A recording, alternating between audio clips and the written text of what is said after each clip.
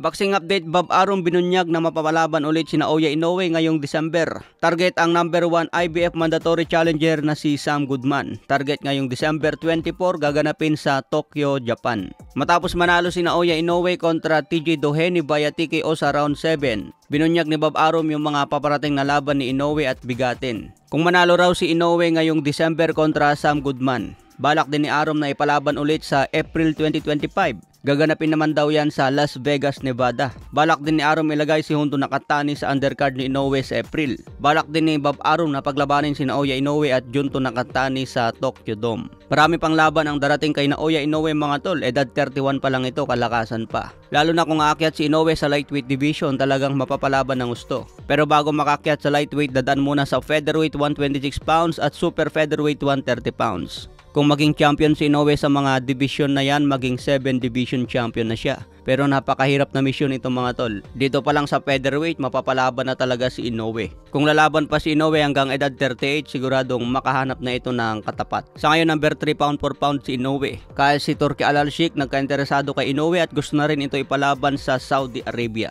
Sa ibang banda naman, reaksyon ni Cuadro Alas sa naging panalo ni The Monster Inoue. Hindi pa raw nagsisimula ang laban, panalo na agad si Inoue via knockout. Sabi nga ni Cuadro Alas, ano na, malakas ba talaga si Turtle or sadyang mahina lang talaga ang mga kalaban? Yan ang reaksyon ni Cuadro Alas matapos ma-TKO si TJ Doheny. Matatandaan dapat makalaban ni Casimero si TJ Doheny pero napurnada. So kung si Casimero ang makalaban ni TJ Doheny mga tol, anong round kaya ito matatapos? May laban po si Casimero ngayong October 12 sa Japan, kaya abangan po natin. Sa ibang banda naman, Edgar Berlanga sinabing pagre-retiruhin na si Canelo Alvarez. Sabi ni Berlanga, I definitely want to retire him for sure. That is my goal. I'm not trying to disrespecting him or nothing. He is a legend but at the end of the day, we have got to go in there and fight. Ito raw ang misyon ngayon ni Berlanga, talunin si Canelo Alvarez ngayong September 14. Kaya abangan po natin yan mga tol kung ma-upset nga ba si Canelo. Sa ibang banda naman, former legendary champion na si Roy Jones Jr. Sinabing hindi 50-50 ang laban ni Bivol versus Arthur Beterbiev. Para kay Roy Jones Jr., naranasan na raw ni Arthur Beterbiev bumagsak sa laban.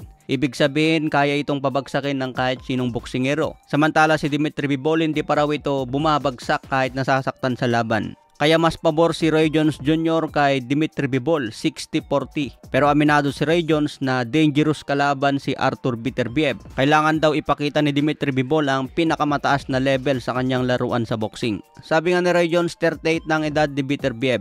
Hindi itong madaling laban pero advantage pa rin ni Dimitri Bivol. Kaya tuwang-tuwa naman si Dimitri Bivol sa nalaman niya dahil isa raw si Roy Jones Jr. sa mga paborito niyang boksingero. Sabi nga ni Bivol mga tol, it means a lot to me to receive such a praise from Roy Jones, to be honest. Because Roy Jones is one of my favorite fighters. Now he giving me the chance that I could win. It is amazing for me to be honest. It gives me more confidence.